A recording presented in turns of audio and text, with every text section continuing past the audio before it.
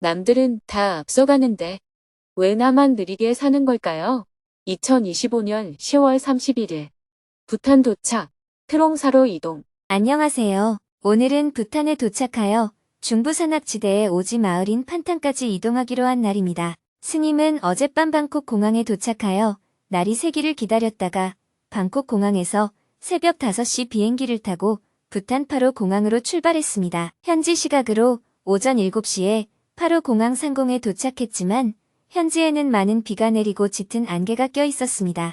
결국 비행기는 착륙하지 못하고 한참 동안 상공을 선회해야 했습니다. 결국 착륙이 어려워진 비행기는 인도의 구와하티 공항으로 회항하여 임시 착륙했습니다. 그곳에서 6시간을 대기한 후 오후 2시 40분에 다시 파로 공항을 향해 출발했습니다. 그러나 여전히 날씨는 좋지 않았고 이번에도 비행기는 공항 주변을 한동안 돌며 기회를 엿보았습니다. 우여곡절 끝에 오후 3시 40분에 파로 공항에 무사히 착륙했습니다. 착륙하는 순간 탑승객들은 안도의 박수를 치며 환호했습니다. 입국 수속을 마치고 수화물을 찾아 공항 밖으로 나서자 부탄 중앙정부의 이신임이 스님을 반갑게 맞이했습니다. 아침부터 공항에서 스님을 기다려온 이신임에게 스님은 따뜻한 인사를 건넸습니다. 오래 기다리느라 수고했어요. 오후 4시 파로 공항을 떠나 중부 지역의 트롱사로 출발했습니다. 원래 계획대로라면 잼강 지역까지 이동하여 JTS 부탄 사무실이 있는 판탄까지 가야 했습니다. 하지만 비행기 지연으로 인해 오늘은 중간 지점인 트롱사에서 하루를 묵기로 했습니다. 이에 따라 내일 오전 일정도 급히 조정되었습니다. 트롱사까지 가는 길은 끝없이 이어지는 구불구불한 산길이었습니다. 비가 계속 내리는 가운데 차는 해발 3,000m가 넘는 고개를 2번이나 넘었습니다. 중간에 식당에 들러 간단히 저녁 식사를 했습니다. 식사를 마치고 다시 차를 타고 이동했습니다. 동행한 이들과 이야기를 나누는 사이 어느덧 날이 저물고 밤이 깊었습니다. 파로에서부터 장장 6시간을 이동한 끝에 밤 10시가 넘어 트롱사에 도착했습니다. 내일은 새벽 5시에 판탕으로 이동한 후 오전에는 부다시 초등학교, 상수도 보수 현장을 방문하고 이어서 식수 프로젝트 준공식을 진행합니다. 오후에는 람탄과 리마퐁에서 새로 지은 4가구의 주택 준공식을 차례로 가진 뒤 주민들과 대화를 나눌 예정입니다. 오늘은 법문이 없었기 때문에 지난 24일 서초구청 초청으로 열린 증문즉설강연에서 스님과 질문자가 나눈 대화 내용을 소개하며 글을 마칩니다. 남들은 다 앞서가는데 왜 나만 느리게 사는 걸까요? 저는 무슨 일을 하든 속도가 느린 편입니다.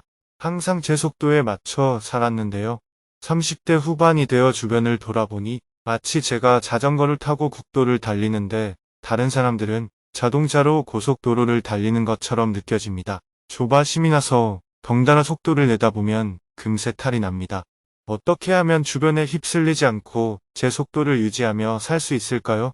우리 속담에 뱁새가 황새 따라가다 가랑이가 찢어진다 라는 말이 있습니다. 속담은 오랜 세월 동안 사람들의 경험이 녹아든 지혜입니다.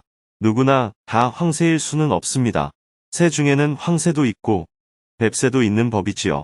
황새가 빠르다고 잘하고 뱁새가 느리다고 못하는 건 아닙니다. 황새를 흉내내다 가랑이가 찢어진다는 말이 바로 여기서 나온 거예요. 자기 속도대로 하면 됩니다. 내 속도대로 살다가 사회적으로 조금 불이익이 생긴다면 그건 감수해야죠. 속도를 중시하는 사회에서는 속도가 느린 사람이 어느 정도 손해를 볼 수밖에 없겠죠. 예를 들어 산에서 나무를 하거나 곡괭이로 땅을 파던 시대에는 남녀 간의 체력 차이 때문에 그에 따라 임금 차이가 나는 것도 자연스러운 일이었습니다. 이것을 단순히 남녀 평등의 문제로만 보면 안 됩니다. 힘을 기준으로 삼는 사회에서는 남성이 유리할 수밖에 없었기 때문이에요. 마찬가지로 속도를 기준으로 삼는 사회에서는 속도가 빠른 사람이 유리하고 느린 사람은 상대적으로 불리할 수 있습니다. 그런데 지금은 세상이 달라졌습니다. 이제는 곡괭이 대신 포클레인으로 땅을 파잖아요. 포클레인을 다룰 수만 있다면 남녀의 체력 차이는 아무 의미가 없습니다.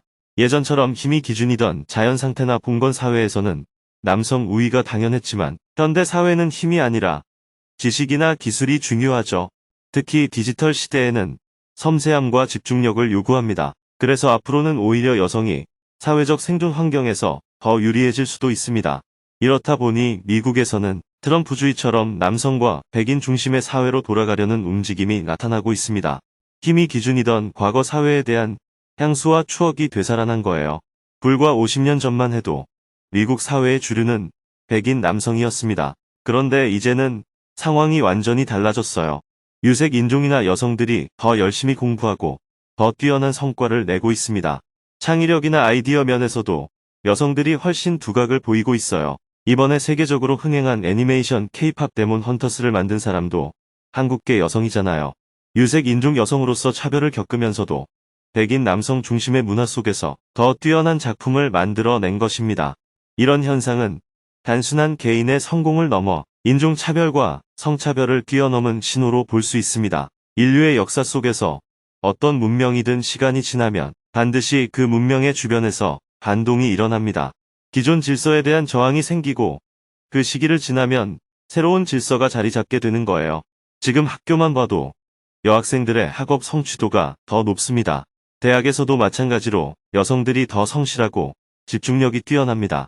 남학생들은 술자리나 이런저런 잡다한데 관심이 많지만 여학생들은 훨씬 학업에 집중력이 높아요. 그래서 요즘 20대 남성들 사이에서 이런 변화에 대한 저항이 나타나고 있습니다. 남녀 평등이 당연한 시대가 되었지만 남성 입장에서는 유리한 게 없다고 느끼는 거예요. 집에서는 아들이라고 특별히 대우받지 않고 자랐고 학교에서도 여학생과 똑같이 경쟁했는데 왜 군대는 남자만 가고 숙직은 왜 남자만 하는가 하는 불만이 쌓이다 보니 자연스레 저항심이 생겨나는 겁니다. 경쟁에서 밀린 경험이 더해지면서 그 저항이 사회적인 성향으로 드러나는 거예요. 제가 얼마 전 전문가에게 들은 이야기인데 우리나라 세대별 정치 성향을 보면 70대가 가장 보수적이고 그 다음이 20대 남성이라고 합니다. 일반적으로는 젊을수록 진보적인데 지금은 오히려 20대 남성이 60대보다 더 보수적이에요. 현재는 40에서 50대가 가장 진보적이고 20에서 30대 초반 남성은 보수 성향이 강하고 60대는 보수와 진보가 반반 정도라고 합니다. 이런 진보와 보수의 경향은 단순한 정치 이념을 넘어 사회 전반에도 영향을 미칩니다. 질문자도 자기 속도를 유지하면서 그로 인한 불이익이 생기면 어느 정도 감수하면 됩니다. 불이익이 쌓이면 속도를 기준으로 평가하는 사회를 비판할 수는 있겠지요. 하지만 지금 사회가 그런 기준으로 평가하고 있다는 사실은 인정해야 합니다. 이 시스템 속에서 속도가 느리면 다소 불리한 건 어쩔 수 없어요.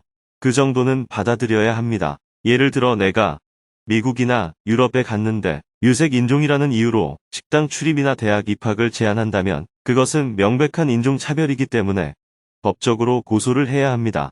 그런 경우에는 고소해서라도 바로잡아야 해요. 그러나 백인 교수에 대해 나와 비슷한 지원자 가운데 백인 남성이 채용되었다고 해서 그것을 곧바로 차별이라 단정할 수는 없습니다. 우리도 비슷한 조건이라면 같은 고향 사람이나 같은 종교인에게 호감을 느끼는 경우가 있잖아요. 이런 문화적 친밀감까지 모두 차별이라고 말할 수는 없습니다.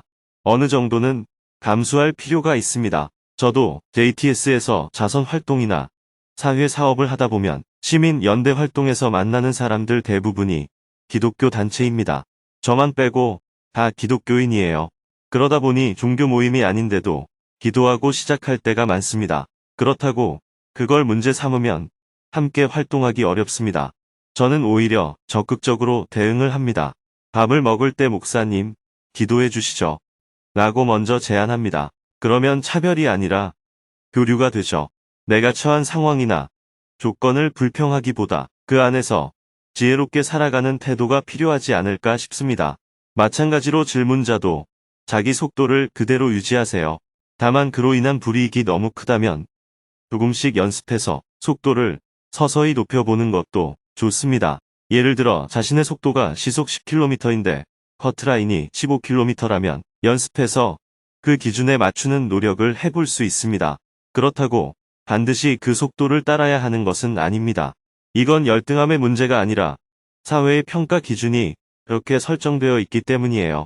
조선시대에는 글을 잘 쓰고 시를 짓는 능력이 과거 시험의 기준이었지만 지금은 영어, 수학, 과학이 기준이 되듯이 시대마다 평가의 기준은 달라집니다. 지금 이 시대의 기준에 내가 좀 불리하다고 해서 그것이 내가 열등함을 의미하는 것은 아닙니다. 다만 현실적으로 오늘날의 사회가 속도를 중시하고 있으니 그 안에서 생기는 불이익은 어느 정도 감수하거나 병나지 않을 만큼만 속도를 조절하는 것이 현명합니다. 저랑 같이 일하는 사람들 중에도 속도가 유난히 느린 사람이 있고 반대로 아주 빠른 사람도 있습니다. 이런 사람들이 함께 있으면 갈등이 생기기 쉽습니다. 그래서 속도가 느린 사람은 그 특성을 이해해 주는 게 필요합니다. 내 기준으로만 판단하면 안 됩니다. 객관적으로 보면 속도가 조금 느릴 수 있지만 본인은 느리다고 생각하지 않는 경우가 많아요. 그래서 차이를 인정해 주는 게 필요합니다. 반대로 속도가 빠른 사람은 재능이 있다고 할 수도 있지만 이런 사람들은 대체로 성질이 좀 급합니다. 일반적으로 그렇다는 얘기예요. 네, 스님 말씀 잘 받아들이고 잘 지내도록 하겠습니다. 감사합니다.